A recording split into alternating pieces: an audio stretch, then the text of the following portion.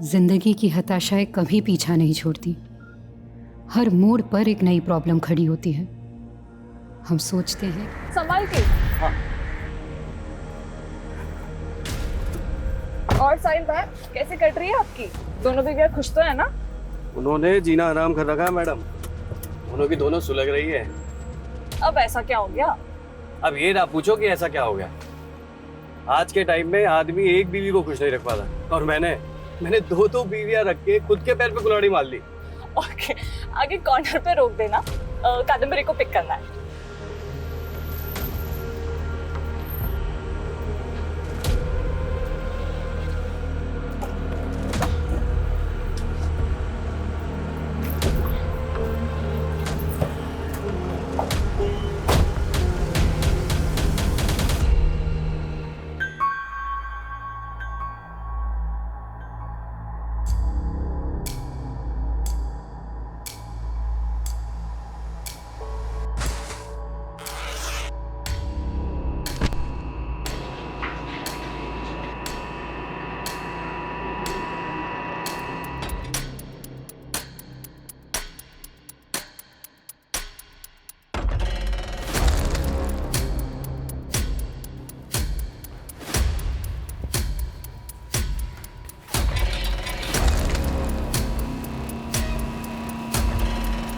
ध्यान से।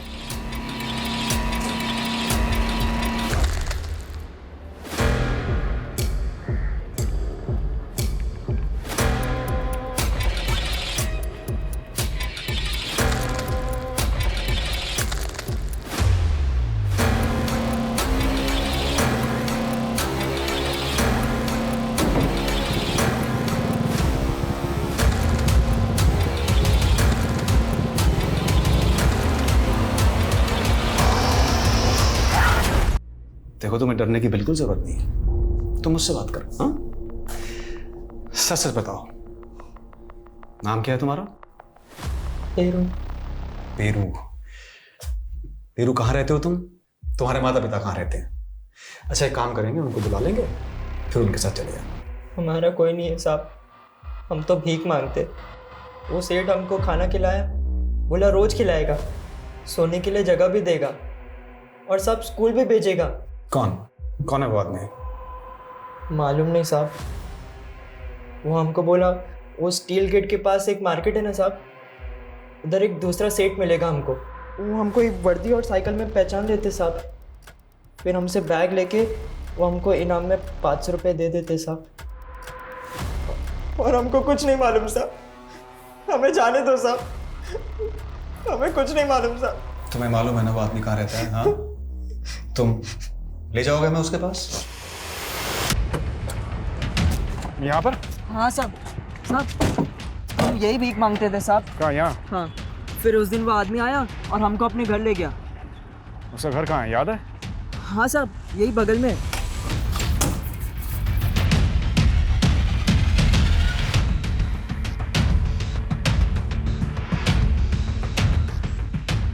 सर, अंदर कुछ नहीं मिला। सर, इधर भी कुछ नहीं मिला, और इस एरिया में तो सीसीटीवी मिलना भी मुश्किल है।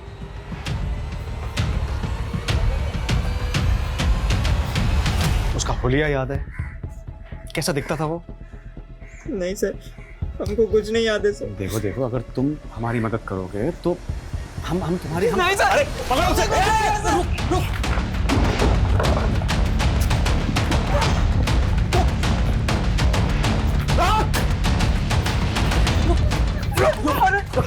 भाग क्यों रहा है? क्यों भाग रहा है? हमको छोड़ दो साहब, हम तो सिर्फ स्कूल में पढ़ना चाहते थे, इसलिए उसकी बातों में आ गए। हम भीख मांगते साहब, भूल गए थे कि यही हमारी किस्मत है।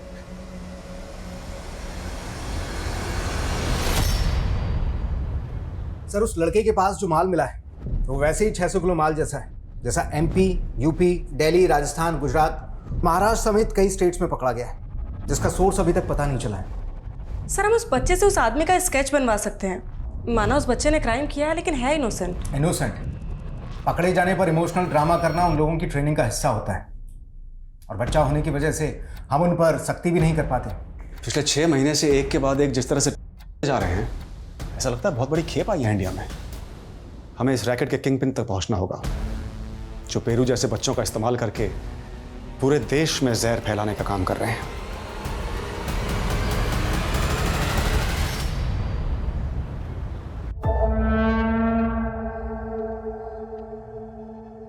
जिंदगी की हताशाएं कभी पीछा नहीं छोड़ती। हर मोड़ पर एक नई प्रॉब्लम खड़ी होती है। हम सोचते हैं कि हमें उम्मीद नहीं छोड़नी चाहिए, और अपनी उम्मीदों को जिंदा रखने के लिए ना जाने हम क्या क्या करते रहते हैं।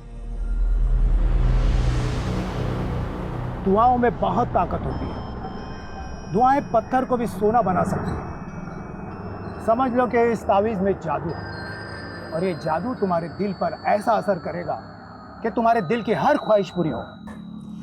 काश कि आपकी कहीं बातें सच हो जाए। पापा, पैसा कीजिए कि ऐसे 3 ताबीज़ मुझे और दे दीजिए। हाँ। मेरी ज़िंदगी में 3 लोग हैं, मैं उन्हें भी ये ताबीज़ पहनाना चाहती हूँ। मम्मा, ये क्यों बांध रहे हो? ये तुम्हें हर बुरी नजर से बचाएगा बेटा। दीदी, आप ये किन अंधविश्वासों में पड़ गई हैं? मैं अंधविश्वासी नहीं हूँ शालू, लेकिन दुआओं में भरोसा है मेरा। मैं तो तेरे और रोहन जी के लिए भी एक एक ताबीज़ लाई हूँ। दीदी, इन सब से कुछ नहीं होता है। वैसे भी ये सिर्फ अंधविश्वास की अरे बात है। शालू, दीदी हमारे लिए कुछ प्यार से लेके आई है तो आशीर्वाद समझ के पहन लो ना, उसमें हर्ष क्या है। तुम दोनों की तो नई नई शादी हुई है। ये ताबीज़ तुम दोनों में प्यार बढ़ाएगा। हाँ गुरबंश, मैं निकल चुकी हूँ। तुम्हें कितना टाइम लगेगा?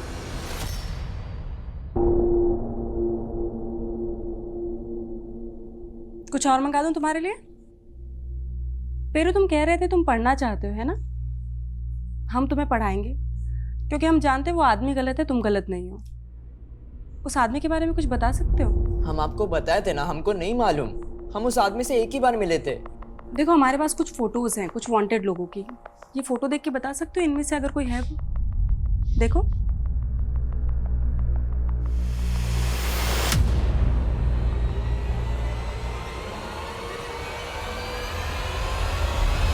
ये तो बबलू है।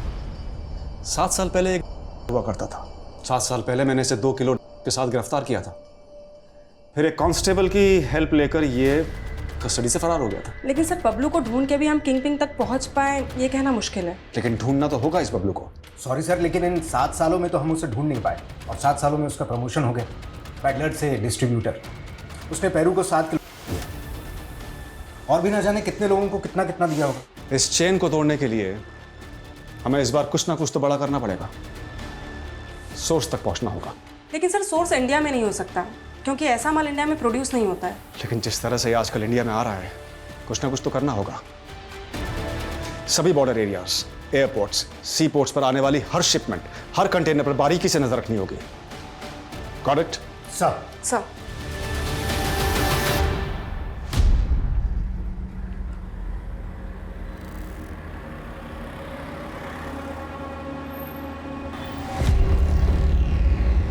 नहीं मैडम, मैं सामान लेकर आया। संभाल के। हाँ। और साहिल भाई, कैसे कट रही है आपकी? दोनों भी खुश तो है ना? उन्होंने जीना आराम कर रखा है मैडम। दोनों की दोनों सुलग रही है। अब ऐसा क्या हो गया? अब ये ना पूछो कि ऐसा क्या हो गया। आज के टाइम में आदमी एक बीवी को खुश नहीं रख पाता, और मैंने 2 बीवियां रख के खुद के पैर पे कुल्हाड़ी मार ली। ओके, आगे कॉर्नर पे रोक देना, कादम्बरी को पिक करना है।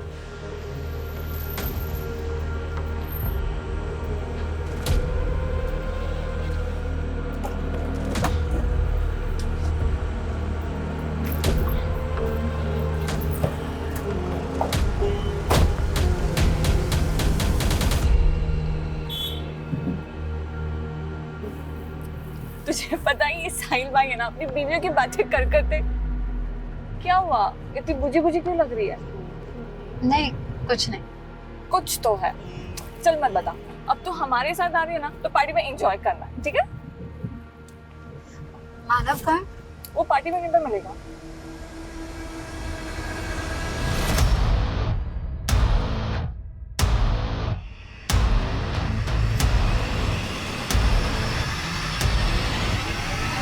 Cheers! यार यार क्या सूखी पार्टी है, गाना वाला बजा। हाँ हाँ कबीर, जरा म्यूजिक ऑन करना यार। अच्छा लग रहा है नहीं? कबीर कुछ खाने को भी लेके क्या आ। हो गया है कादम्बरी, बहुत अपसेट लग रही है कब से। नहीं कुछ नहीं है। देख कादम्बरी, हम सब अपनी अपनी प्रॉब्लम से लड़ रहे हैं। तू अपनी बहन से परेशान है, साहिल भाई अपनी बीवियों से परेशान है, और मैं मानव से परेशान। हाँ परेशान तो मैं हूँ तुझसे। शादी का प्रॉमिस करती है और करती है नहीं, और गलत मैं हूँ। अच्छा ये सब बातें छोड़िए, ये बताइए बाकी लोग कब आ रहे हैं? क्या हम 4 ही पार्टी करते रहेंगे? नहीं साहिल भाई, आ ही रहे हैं बाकी सब भी। मानव भैया, मनोहर से 10 बजे ही आ रहे हैं, आप लोगों को तुरंत जाना होगा। अरे यार अभी एकदम से कैसे निकल जाएंगे? वो सब मुझे नहीं पता, अगर सेठ आ गए ना तो बहुत पंगा हो जाएगा। आप लोगों के पास 10 मिनट है यार। नहीं आप चले जाओ जल्दी से। सुनो यार, एक प्रॉब्लम हो गई है। हम लोग एक काम करते हैं, दूसरी जगह चलते हैं। वैसे भी जो लोग लेट आने वाले हैं उनको वहीं बुला लेंगे। क्या प्रॉब्लम आ गई है? अरे लाइट क्या हुआ? ये साला कमीना केयर टेकर हमें भगाने के लिए लाइट काट दी उसने। मैं अभी देखता हूँ।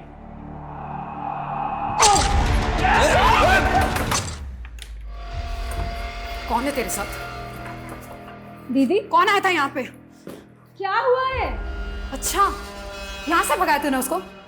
पति ऑफिस चला जाता है तो तू अपने बॉयफ्रेंड को घर बुला लेती है। ये क्या बकवास कर रही हो दीदी? रोहन ने ये सब जहर भरा है ना आपके दिमाग में। मैं तुझे अच्छे से जानती हूँ शालू, गलत रोहन नहीं तू है। रोहन क्यों गलत लगेगा आपको? अगर इतना ही पसंद था तो रोहन से आप ही शादी कर लेती ना। अपना किया छुपाने के लिए तो इतना गंदा बोल रही है। गंदी मैं नहीं, गंदी आप हो दीदी। आपका अफेयर चल रहा था ना रोहन के साथ, तभी आपने मेरी शादी रोहन से करा दी ताकि आप अपने प्यार के साथ रह सको और मैं अपने प्यार से दूर हो जाऊं। छी शायद मुझे नहीं चाहिए ऐसी दोगली बहन, और आज के बाद मुझ पर हाथ मत उठाना, समझी? शाल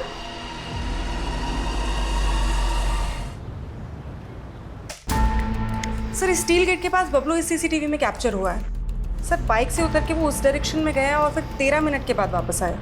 जाते हुए इसके हाथ में बैग था, आते हुए नहीं।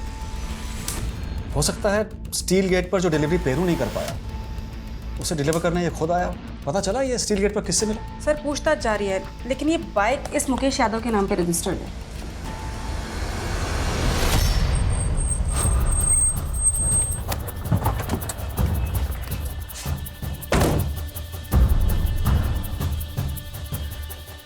सर घर तो यही है, लेकिन सर आसपास पता करें मुकेश के बारे में। नहीं वो अलर्ट हो जाएगा। यही नजर रखो, और दोनों में से कोई भी दिखे तो उठा लो। Okay sir.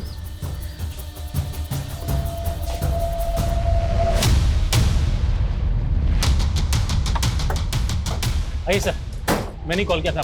ये मेरा फार्म हाउस, मैं यहाँ कभी कभी आता हूँ। आज सुबह जब यहाँ पहुँचा तो 4 लोगों की लाशें मिली।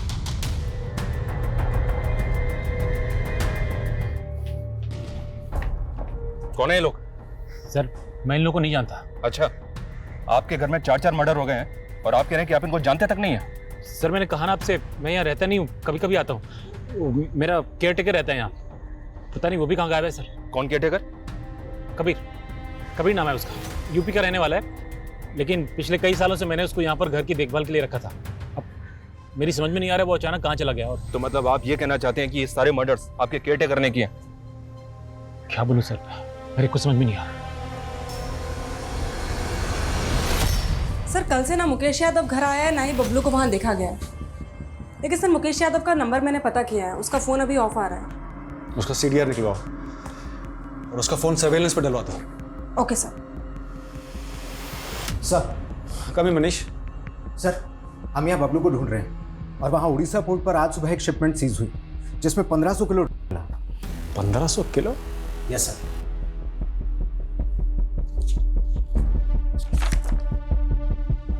किसकी शिपमेंट है ये? सर शिपमेंट एक एशियन कंट्री महमूद एक्सपोर्ट्स ने इंडिया को भेजी, दुर्गापुर के कुणाल ट्रेडर्स को। और ये दुर्गापुर की कुणाल ट्रेडर्स कंपनी किसके नाम पर है?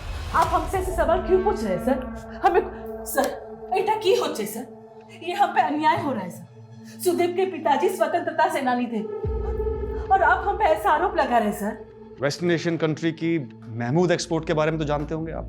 हाँ, वो company raw talcum powder material produce करती है, और मैं उस कंपनी के जरिए रॉ टेल्कम पाउडर इंपोर्ट करता हूँ। रॉ टेल्कम पाउडर नहीं, और वो भी 1500 किलो। नहीं नहीं सर, कोई बहुत बड़ी मिस्टेक हुई है। मैंने 1500 KG raw talcum powder material ही मंगवाया था। मेरे पास ऑर्डर की कॉपीज है और 3 महीने पहले भी 1000 केजी मंगाया मैंने उसी पोर्ट पे। व्हाट? हाँ, 3 महीने पहले भी पोर्ट पे थे इंडिया में। कब से चल रहा है धंधा? सर हमारा यकीन कीजिए, हम कोई गलत धंधा नहीं कर रहे। हमने पता लगाया है, तुम्हारे बेटे का नाम कुणाल है और उसी के नाम पर आपने ये कुणाल ट्रेडिंग कंपनी खोली थी। तुम्हारे साथ ही काम करता था? कहीं ऐसा तो नहीं कि उसने मंगवाई है ड्रग्स? नहीं सर, बिल्कुल नहीं। उसको तो इसके बारे में कुछ पता भी नहीं है सर। 6 महीने से कहाँ गायब है? सर वो कनाडा में है।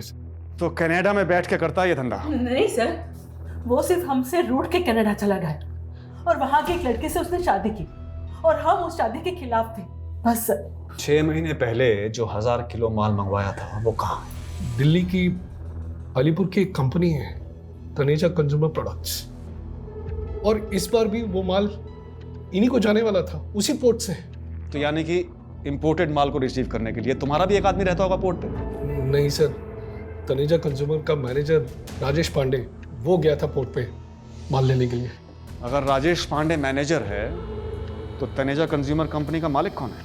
उस कंपनी का मालिक है कुलजीत तनेजा। सर कम इन। सर, जिस फार्म हाउस में 4 लाशें मिली थी उसका केयर टेकर अपने नेटिव एड्रेस गोरखपुर में भी नहीं मिला, लेकिन उसके सीडीआर में एक मानव का नंबर है जो कि 4 विक्टिम में से एक है। और सर, इस मानव का फोन नंबर ज्योति नगर के एड्रेस पर रजिस्टर्ड है। इस मानव की फैमिली से कांटेक्ट करो, शायद बाकी विक्टिम्स की पहचान भी पता चले। सर, और एक विक्टिम की पहचान हुई है। 2 दिन पहले महाविहार थाने में एक कादम्बरी नाम की औरत की मिसिंग कंप्लेंट दर्ज हुई थी। उसकी फोटो एक विक्टिम से मैच हो रही है सर, लेकिन सर उसकी एक छोटी बहन शालू, उसकी भी मिसिंग कंप्लेंट दर्ज हुई थी। शालू? वहाँ 2 फीमेल डेड बॉडीज मिली थी, कहीं ये दूसरी विक्टिम शालू तो नहीं सर, शालू की फोटो दूसरे विक्टिम से मैच नहीं हो रही है सर। ये देखिए, ये शालू और कादम्बरी की मिसिंग कंप्लेंट दर्ज किसने करवाई थी? सर, शालू के पति रोहन गुप्ता ने। हाँ सर, सर ये कादम्बरी थी है। सर कैसे हो गया सर? कादम्बरी के साथ हमें 3 लाशें और मिली हैं। नहीं सर, मैं किसी को नहीं जानता हूँ, लेकिन मेरी बीवी कहाँ है सर? शालू? शालू का तो अभी तक कुछ पता नहीं चला है, पर तुमने मायापुरी थाने में बताया था कि कादम्बरी और शालू एक साथ गायब हुए थे, और तुमने ये भी कहा था कि दोनों बहनों का झगड़ा हुआ था। हाँ सर, दरअसल शालू का किसी और आदमी के साथ अफेयर था, और यही बात कादम्बरी दी को भी बताई थी। कादम्बरी दी शालू को समझाने गई और उनमें आपस में झगड़ा हो गया। बाद में कादम्बरी दी ने मुझे फोन करके ये बात बताई भी थी सर। मुझे माफ कर दो रोहन, मैं जानती हूँ कि शालू ही गलत है, लेकिन मैं... दीदी आप प्लीज रो मत दीदी, प्लीज। हम लोग मिलते हैं ना, फिर बात करते हैं। उस रात को जब मैं वापस आया तो शालू घर पे नहीं थी सर, उसका नंबर भी नहीं लग रहा था, और कादम्बरी दी का तो उसके बाद पता ही नहीं चला। क्योंकि कादम्बरी की लाश मिली हमें 3 और लाशों के साथ, और तुम्हारी बीवी शालू गायब है। सर, मुझे इस सब में कुछ ना कुछ तो बहुत अजीब लग रहा है सर। तुमने बताया था कि शालू का अफेयर चल रहा है किसी से, किससे अफेयर चल रहा है? सर मैं जानता नहीं हूँ कौन है, लेकिन उसका नाम प्रवीण है, क्योंकि शालू के नंबर पे अक्सर प्रवीण नाम के लड़के का फोन आता था। प्रवीण? तो हाँ खान बोलो। व्हाट? आसपास अच्छे से चेक करो। जय हिंद सर। सर, ये जगह फार्म हाउस से थोड़ी दूर है। सर, पहले हमें लग रहा था कि कबीर उन सब में इन्वॉल्व है, लेकिन यहाँ तो इसकी डेड बॉडी मिली और गाड़ी का नंबर प्लेट भी गायब।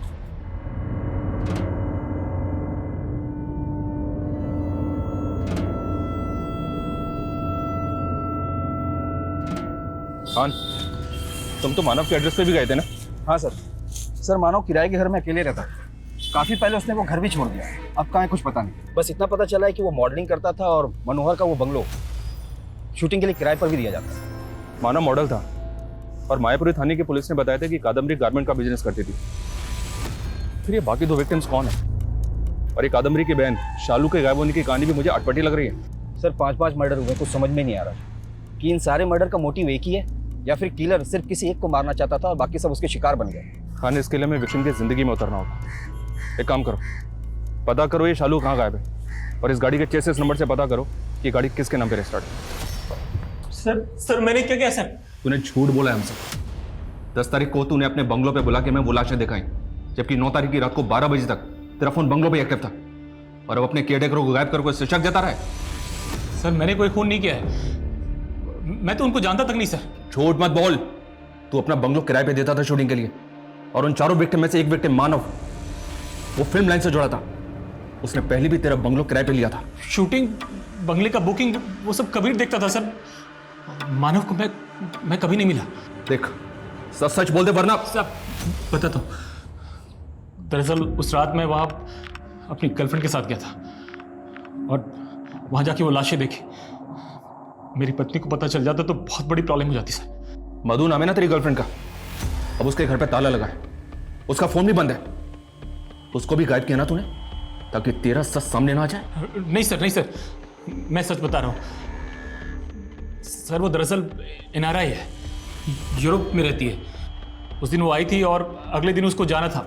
उसकी टिकट सब कुछ प्री प्लान थी सर। तू ऐसा नहीं मानेगा। तेरी प्लानिंग क्या थी ये तेरे अंदर से उगलवाना पड़ेगा। खान, जब तक ये सच ना बोले सब तो तेरा। इतने धर्म कर्म किए हमने, कोई भी जरूरतमंद हमारे घर से खाली हाथ नहीं लौटा। दुआओं से मांगो, हमारा बेटा भी घर छूट के चला गया। धीरे से बहुत दर्द, नहीं रहने तो बहुत दर्द हो रहा है, नहीं बर्दाश्त हो रहा। दादा, अम्मी का रो के बुरा हाल हो गया और आप कुछ बोल ही नहीं रहे। हमें यकीन नहीं तुम्हारे अम्मी के बयान पे कुछ भी बके जा रही है नाजिया के खिलाफ। अब्बू, अबे क्या आपको मुझसे ज्यादा उस नाजिया पे भरोसा है? जब आपके बेटे ने उस नाजिया के साथ दूसरा निकाह किया तो आपने क्या कहा था कि उसका हक है, और जब नाजिया ने मुझे गुंडों से पिटवाया, इस जायदाद से मेरा पत्ता साफ करना चाहा, तब भी आप उसकी पैरवी करेंगे? दादा, अब बस बहुत हुआ। अगर आपने अभी भी कुछ नहीं कहा तो हम पुलिस के पास जाएंगे। फिर बाद में ये मत कहना कि घर की बात पुलिस खुदा के वास्ते चुप बैठोगे तुम? कुछ भी बके जा रहे हो। हम बात करेंगे नाजिया से।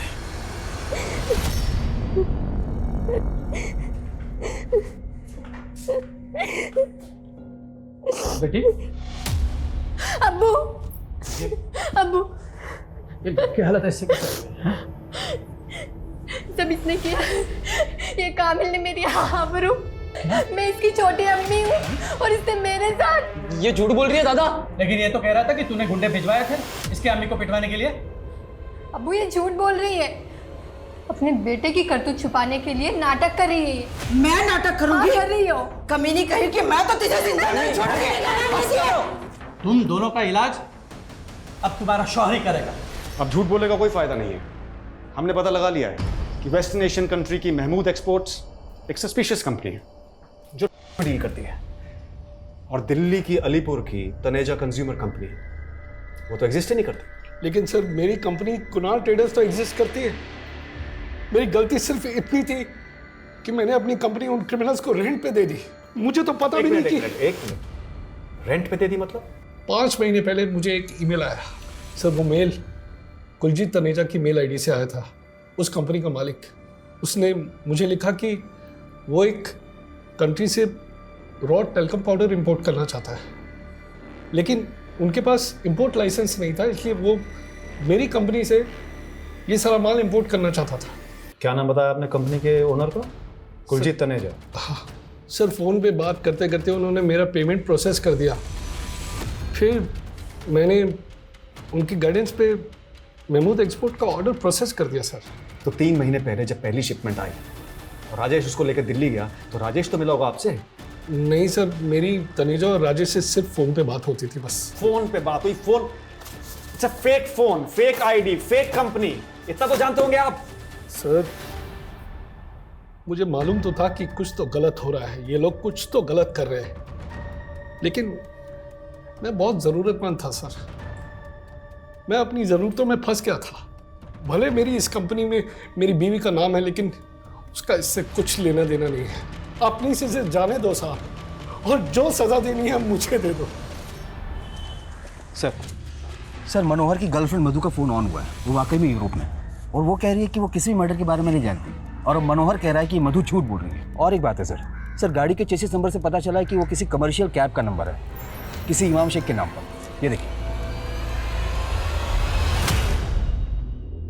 जी जनाब, यह गाड़ी हमारे नाम ही दर्ज है, लेकिन फिलहाल हमारा बेटा साहिल इसे चला रहा है। इस गाड़ी में हमें इस कबीर की लाश मिली है। ये अशोक बिहार के एक बंगले में केयरटेकर था। इसको तो जानते ही होंगे ना? लाश हमारे गाड़ी में? तो फिर हमारा बेटा कहाँ है? जिस बंगले में कबीर काम करता था, उस बंगले में 4 लाशें और मिली हमें। ये देखिए। साहिल! इमाम साहब उठिए, संभालिए अपने आप को, बैठिए। या अल्लाह, क्या कर डाल दिया। ये साहिल आपका बेटा है? इमाम साहब, साहिल की लाश मिली हमें 7 दिन पहले, और 7 दिन तक आपने जानने की कोशिश नहीं की कि आपका बेटा कहाँ था। जनाब, हमारा बेटा अक्सर गाड़ी लेकर लंबे लंबे टूर पे बाहर जाया करता था। हमें क्या पता था ये सब कुछ हो जाएगा। अच्छा, ये बाकी 3 लोग जिनकी ये लाशें मिली हमें, ये साहिल के कौन लगते थे? हमें कोई इल्म नहीं है जनाब, शायद उसके कस्टमर होंगे। साहिल की किसी से दुश्मनी? कौन मार सकता है उसे? कुछ बता सकते हैं?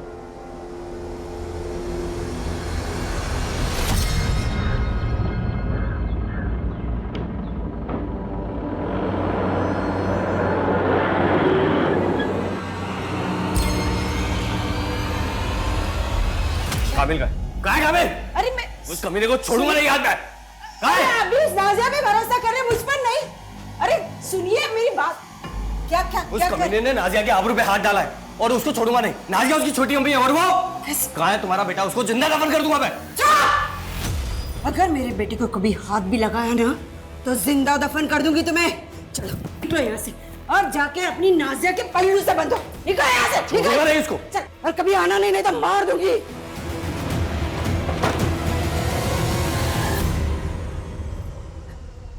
कामिल, कैसा है बेटा तू? कहाँ है? तू ठीक है ना? सर, फॉरेन मिनिस्ट्री सुदीप और काकोली के बेटे कुणाल की एक्टिविटीज को कनाडा में मॉनिटर कर रही है, लेकिन सर उसका से कोई कनेक्शन नहीं मिल रहा है। उसकी तस्करी करने वाले आए दिन ऐसे चौंकाने वाले तरीके इजाद करते रहते हैं। Air travel, train travel, road travel, हर रूट पर इनकी पकड़ होती है। इस बार हमें सिर्फ माल नहीं ढूंढना है, बल्कि इस चेन को फैलाने वाले किंग पिन को भी तो पहुंचना है। तो मुकेश और बबलू की तलाश तेज कर दो, और जितने भी पेडलर, जितने भी डिस्ट्रीब्यूटर्स पिछले 3 महीने में पकड़े गए हैं, उनसे नए सिरे से पूछताछ करो। सर, इन सबको बहुत ब्रूटली मारा गया है। किसी की बॉडी पे 9 स्टैबिंग मार्क्स है, किसी की बॉडी पे 11, किसी की बॉडी पे 15, और साहिल की बॉडी पे तो सर 19 स्टैबिंग मार्क्स है। और इस लड़की की पहचान भी अभी तक पता नहीं चली हमें। सर, इस लड़की की बॉडी पे एक स्ट्रेंज चीज़ नोटिस करने वाली है। इसके पेट में कई सर्जरी के निशान हैं। ऐसा लगता है इसका 2-3 बार ऑपरेशन हुआ है। डिलीवरी वाला ऑपरेशन? नहीं सर, डिलीवरी वाला नहीं है। इसने कभी बच्चा पैदा नहीं किया, लेकिन ऐसा लगता है जैसे इसे कोई बीमारी हो, ट्यूमर हो, एनीथिंग। इसे ऑपरेशन करके निकाल लिया गया। अच्छा, ये सर। हाँ हाँ बोलो। सर, मानो के सीडीआर में गुरबंस का नंबर मिला है। जिस चौथे विक्टिम की पहचान नहीं हो पाई थी, अब उसकी पहचान हो गई है। सर, इसका फ़ोन पंजाब के पटियाला के एड्रेस पर रजिस्टर्ड है। तुरंत पटियाला जाओ। और ये शालू के बारे में कोई लीड? नहीं सर, लेकिन शालू के सीडीआर में जो फेक आईडी का नंबर मिला था, वो नंबर मैंने उसके पति रोहन को दिखाया, तो उसका कहना है कि वो नंबर शालू के मोबाइल में प्रवीण के नाम से फीड था। मतलब वो भी इस बात को मान रहा है कि शालू का अफेयर किसी प्रवीण नाम के लड़के से चल रहा था? लेकिन सर, प्रवीण को शालू के साथ किसी ने देखा नहीं। हो सकता है कि रोहन हमें अभी भी घुमा रहा होता। और इसमें ना टिफिन रख दिया है मैंने, अरे याद से खा लेना, ठीक है?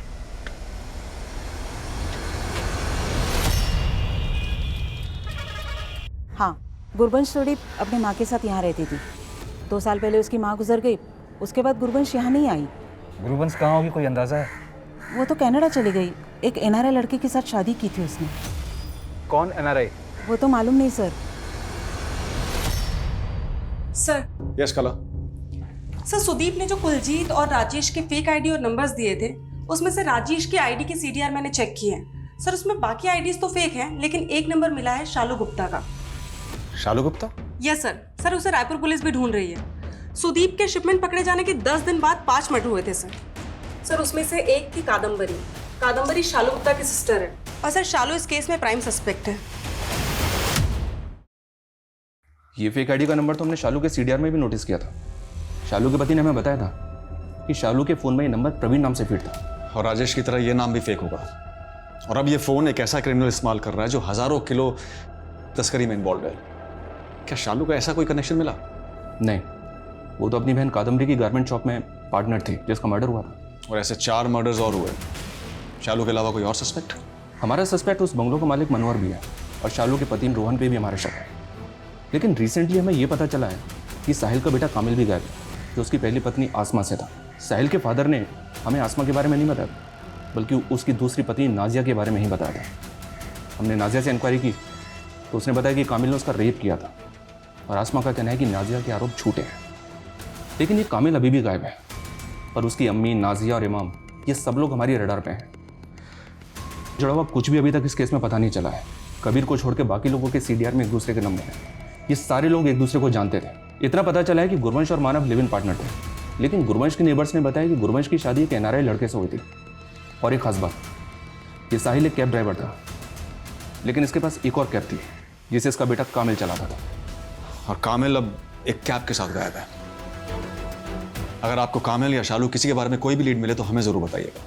फिलहाल हम शालू के पति रोहन से मिलना चाहते हैं। सर देखिए, मैं मानता हूँ कि मेरी बीवी शालू का परवीन से अफेयर था, लेकिन सर मुझे नहीं लगता कि उसका कुछ लेना देना था सर। फिर भी उस क्रिमिनल से उसकी बातें तो होती थी। उस परवीन या वो जो भी है उसके बारे में कुछ भी जानते हो तो अभी बता दो। सर मैं कुछ नहीं जानता हूँ, मैं सच कह रहा हूँ। सर रायपुर पुलिस ने बताया था कि गुरबंश की शादी एक एनआरआई लड़के से हुई। मैंने पासपोर्ट विभाग जाकर उसके पासपोर्ट की डिटेल ली, लेकिन उसके पति के बारे में कुछ मालूम नहीं चला। हाँ, पिछले 2 सालों में गुरबंश को 21 कंट्रीज का ट्रैवल वीजा मिला। 2 साल में वो 21 कंट्रीज में गई। गुरबंश के पोस्टमार्टम से पता चला था कि उसकी बॉडी पर 2-3 ऑपरेशंस के निशान थे, लेकिन उसकी किसी बीमारी के बारे में पता नहीं चला था। सर आपको लगता है कि गुरबंश कैरियर? हो सकता है कि डिस्ट्रीब्यूशन में अक्सर ऐसे कैरियर का इस्तेमाल किया जाता है और एक्सपर्ट सर्जन्स भी इस रैकेट में शामिल होते हैं। सर अगर गुरबंश ह्यूमन कैरियर थी तो फिर इसमें शालू का क्या रोल होगा? क्योंकि वो उस क्रिमिनल के टच में है जो दिल्ली लेके जाता है पोर्ट से। हो सकता है सब के सब ड्रग्स के धंधे से जुड़े हों और ये जो मर्डर है ये हो सकता है किसी पर्सन की वजह से हुआ हो। कादम्बरी, कबीर, साहिल, शालू, इन सब के पिछले 1 साल की ट्रैवल की हिस्ट्री निकालो। सर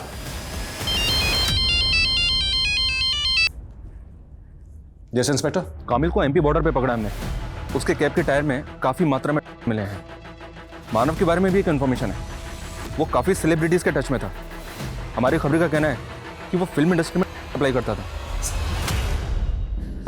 सर मैं गायब जरूर हुआ था, लेकिन मुझे नहीं पता कि गाड़ी के टायर्स में थे। तेरे बाप को तूने मारा ना, बाकी सबको भी? और तेरी छोटी माँ का रेप भी तूने? नहीं सर, ना मैंने किसी का रेप किया और ना ही किसी को मारा है। और सर इसके बारे में भी मुझे कुछ नहीं पता सर। सर हमने साहिल, कादम्बरी और शालू की ट्रैवल हिस्ट्री चेक की है। पिछले 7 महीने में साहिल ने कम से कम 1 लाख किलोमीटर का ट्रैवल किया है, वो भी अपनी कैब से इंडिया के लगभग हर एक स्टेट में। इसका मतलब कैब सर्विस के नाम पर वो भी एक कैरियर है। सर शालू की कोई ट्रैवल हिस्ट्री नहीं मिली है, लेकिन कादम्बरी पिछले 2 साल में कम से कम 200 बार दिल्ली गई है, यानी वो हर हफ्ते दिल्ली जाती थी। हाँ सर, कादम्बरी दी अक्सर दिल्ली जाया करती थी।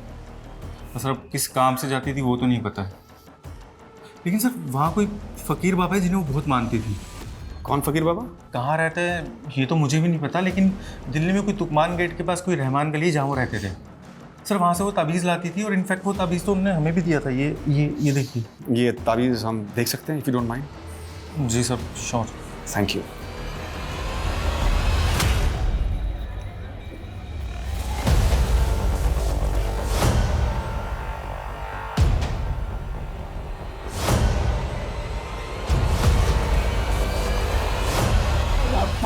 मानता हूँ साहब, मानता हूँ मैं छोटा मोटा पैडलर हूँ साहब, इसके अलावा मैंने कुछ भी नहीं किया है साहब। वो कादम्बरी दरगाह पर आती थी साहब, और साहब सबसे पहले मैंने उसे ताबीज़ दी थी, फिर पता नहीं कैसे कहाँ से उसका कुछ फ़ायदा हो गया तो मुझ पर भरोसा करने लगी, और साहब पैसों के लिए ना वो कुछ बड़ा करना चाहती थी, और फिर मैंने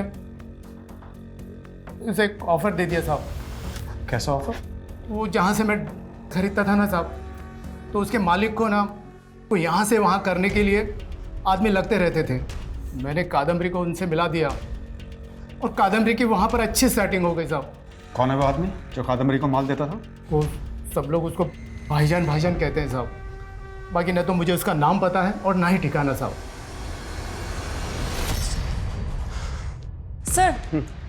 सर सुदीप के पकड़े जाने के बाद हमने काफ़ी सारे इंपोर्टर्स की लिस्टिंग की थी सर। उसमें से 4 ऐसे हैं जिनका शिपमेंट सुदीप के शिपमेंट के बाद इंडिया आने वाला था सर, लेकिन उन लोगों ने अपना ऑर्डर कैंसिल कर दिया है।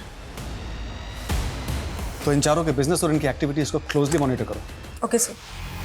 देखो, शिपमेंट मैंने तुम्हारे कहने पे कैंसिल की। मैं अब अपना और नुकसान नहीं कर सकता। मुझे मेरे पूरे पैसे चाहिए। ठीक है, तो अपना पैसा ले और मेरा माल मुझे दे। ठीक है सर। या कला सर इन 4 इंपोर्टर्स में से एक है जयदेव सैनी सर। इसकी एक्टिविटीज़ काफ़ी सस्पिशियस है सर। 2 साल पहले इसकी कबाड़ी की दुकान थी, फिर उसने इंपोर्ट एक्सपोर्ट का लाइसेंस लिया अचानक से, और जब जेडी इंपोर्ट एक्सपोर्ट का मालिक बन गया।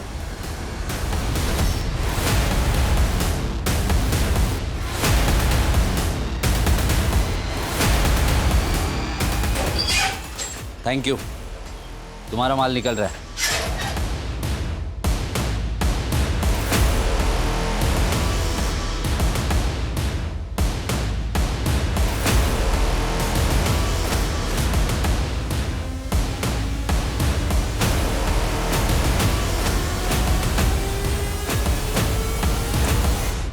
पकड़ पकड़ मनीष, पकड़ मनीष, पकड़ इसको। माल जहां जा रहा था वहीं चल। समझदारी दिखाई तो खोपड़ी खोल दूंगा। लेके चलो इसको।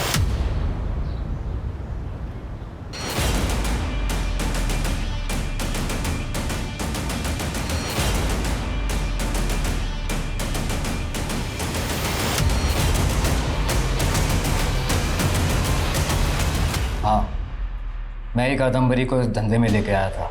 साहिल उसके लिए माल इधर से उधर पहुंचाता था, और वो गुरुवंश उसकी गारमेंट शॉप में सूट सप्लाई करने का काम करती थी। उसको विदेश घूमना बहुत पसंद था, इसलिए एक फेक एनआरआई के साथ फंसकर धोखा खा गई। लेकिन मैंने उसे एयर ट्रैवल का कैरियर बना दिया।